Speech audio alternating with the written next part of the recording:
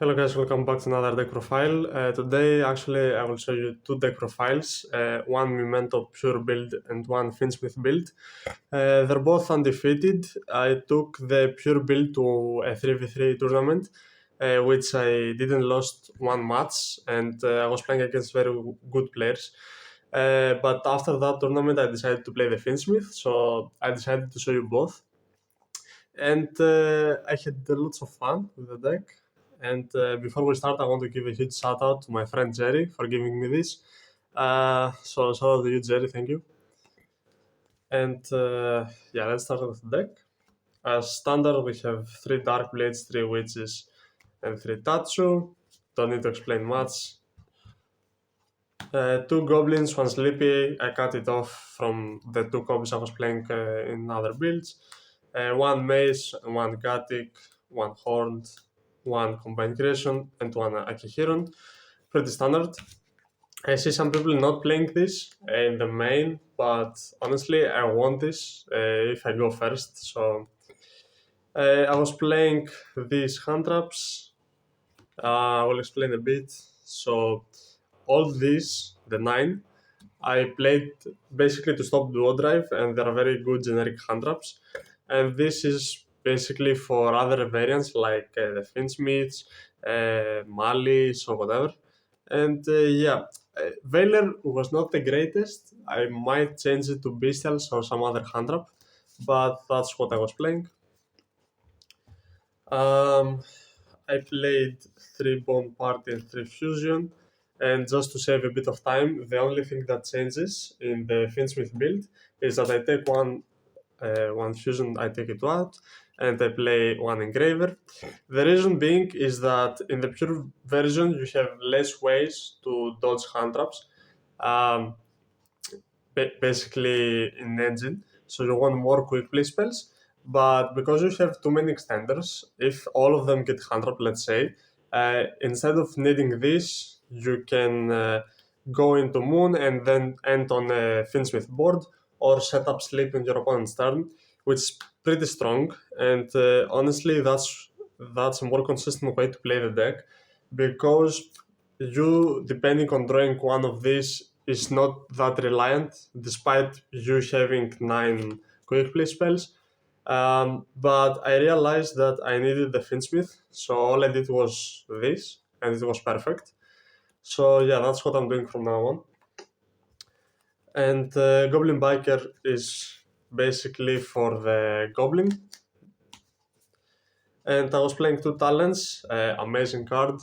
I will not play at 3 this card except on the board breaker build, because I don't want to have conflict between hand traps and board breakers, let's say. And that's why I'm playing only 2, obviously 1 Callby and 1 Field Spell. And that's it for the main deck. For the side deck, for the extra deck, sorry, in the pure version, I was playing 3, because I realized that after a few games, I used 2 and I recycle it pretty hard sometimes. So having the third one never came up, but it could. So that's why I played 3. I played 2 because it's the pure build. You can also play a second SP if you don't like this. I was respecting Unicorn, and I actually did play against one Castera Mimikul player in the 3v3, so it came up. 1 Garden Chimera as an extra fusion, and because you played hand traps, it's better than in the board breaker build, because the difference is that this card can draw you hand traps. So having 0 hand traps or 1 hand trap, and after using Chimera you can draw more, it's a better way to stop your opponent from playing. And in some matchups you do Chimera instead of Creation King, because you already have it on field. For the links, I'm playing 1 SP, 1 Crossship, 1 Anima, which is very important. 1 Dark Charmer. Honestly, I would like it to be the Light Charmer instead. 1 Celine for access code. The OTK came up once in the 3v3, and this card I never use, but I still play it. This card always comes up in the pure build, because what you do is with Crosship you summon back Sleepy, and you have 2 Earth Beasts, so you summon the Herald.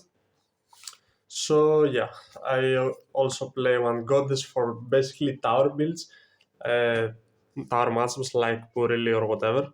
But it's also a good generic Link 5. The problem with this deck is that even if you link live, you don't have anything to link live to other than access code. So having this is good, and one Sky Crisis because it's a very good card. On the Fiendsmith build, what changes is that you don't play this, and instead of this, I am playing this.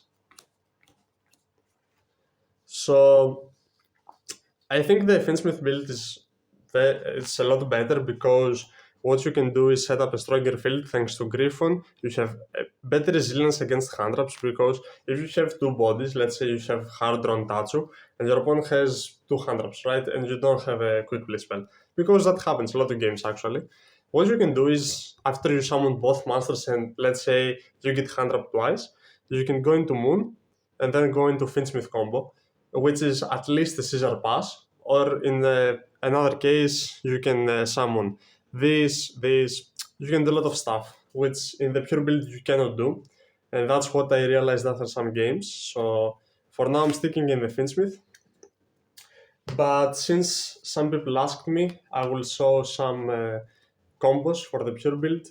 And yeah. So moving on to the side deck, I'm playing the same side deck in both the Fiendsmith version and the pure version. And yeah, this side deck is a bit better on the Fiendsmith version because you play Bestials and Phantasmi, which I will showcase right now. I'm playing 3 Phantasmis plus these 3 Bestials. I'm not playing the Boldrake, I think Druid's is better. If you play a small amount. So yeah, the reason why these cards are better in the Fiendsmith version is because you can disrupt your opponent by using these, and then you have 3 bodies on your turn. Let's say you start with these 2.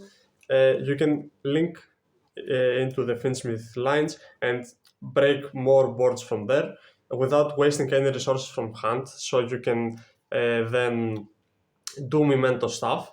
A lot of people say Nibiru and this conflict with Tatsu, but if you resolve these cards and go into the Fiendsmith lines, you are winning. You are already winning. So there's no reason to win more with Tatsu. Tatsu becomes a win more card by then. And I think I would still play them. So yeah, Phantasma was good against Malice, obviously. I was playing Thrust, basically for going first. It gives you a lot of normal traps, and I don't want to play these cards as 3 copies. And I also put it going second because I can add talent. So yeah, it's pretty good.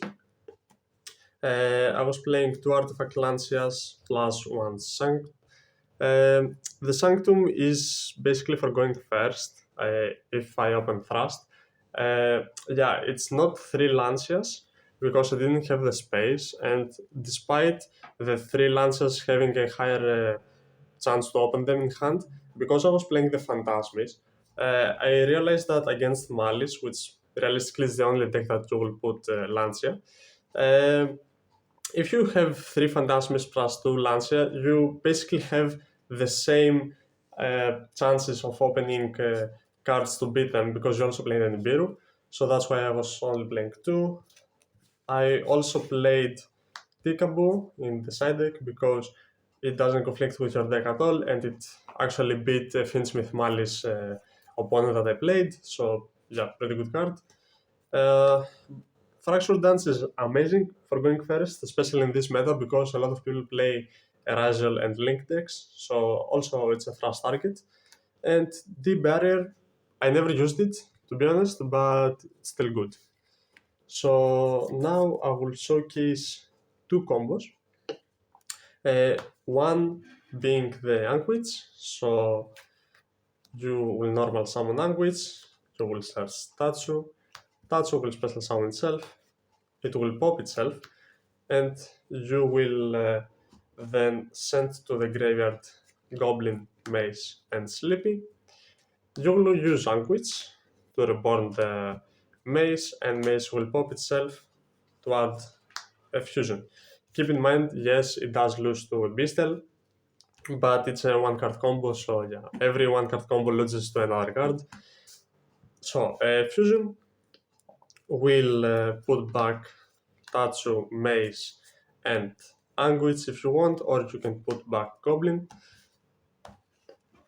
And this will special summon the Creation King. It's important to have it in a zone that Crossy points to. So let's put it in the middle for now. And it will send 3 cards from your deck or extra deck to the graveyard. You will send Akihiron, Gatic plus itself. So basically you send every good graveyard effect. It will trigger your Gatic to special summon back, and you will add Sleepy. After that you will use the Creation King to add yourself a field spell. So you will activate the field spell. I will put it here just for you guys to see. And you will activate Sleepy effect, and you will fusion summon into your one and only Twin Dragon. You will pop itself, and you will add Horn Dragon with Combined Creation, and you will trigger your Twin Dragon plus your Akihiron, and Twin will special summon Sleepy back. So now what you will do is activate Fusion to pop Akihiron into adding Bone Party, and Akihiron will trigger adding back the Fusion, and the field spell will trigger targeting Akihiron, and you will special summon back the Anguish. So from there, what you do is link this off, and you will go into your cross ship. You will go into your cross ship.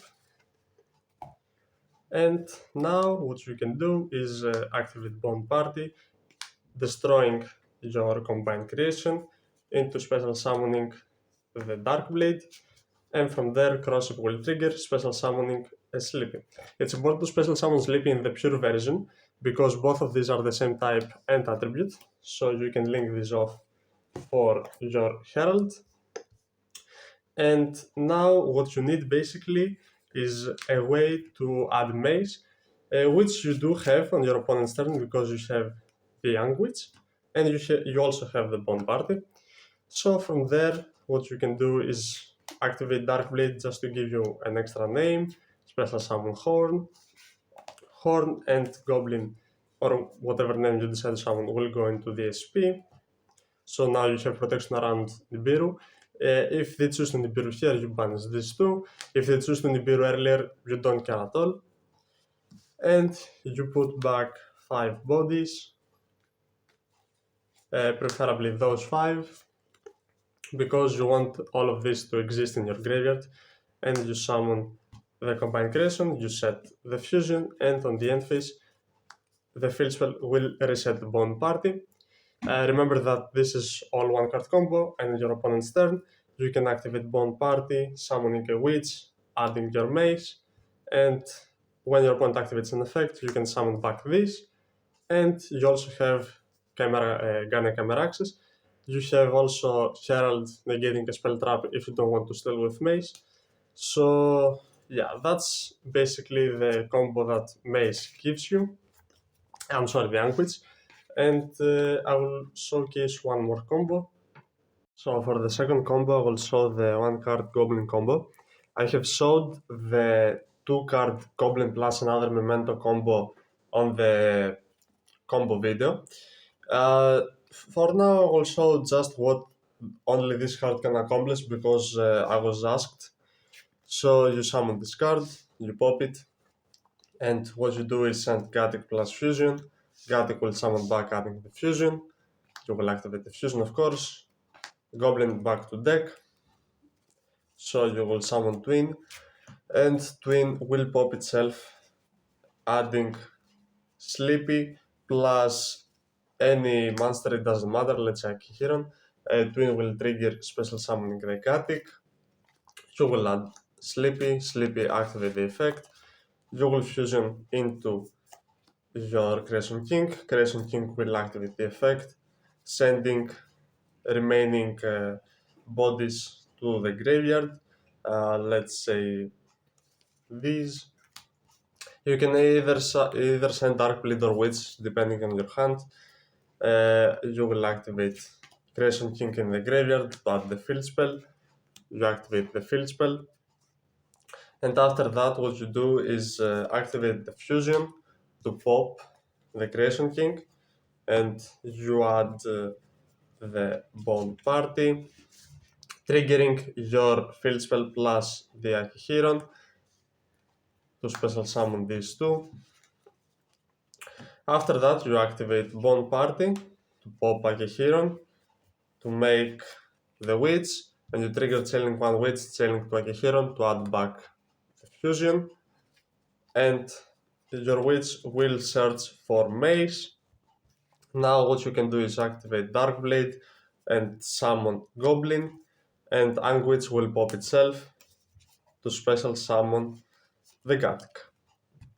So now because you have two Dark Fiends, you link into Herald, and you place this to the deck back to summon your Creation King, your combined creation. You set this, in the end phase you will set this with field spell, and now you have these. On your opponent's turn you will activate this to summon back Creation King. So now what you do is you either have a spell negate or a steal. After you use Maze, you can activate Bone Party, popping either the combined creation or Creation King, whatever, and that allows the fusion to fuse from the graveyard, adding you follow-up. So you can either go into another Creation King setting Gatic and other stuff to add back everything you need, or you can go into Guardian Chimera, or you can also go into the Twin Dragon in order to add follow-up for the next turn. So these are the two combos that you can do on Pure. Obviously, these are not the only ones. I have also uploaded a combo guide video, so check that out. I hope you enjoyed the video, and don't forget to like and subscribe.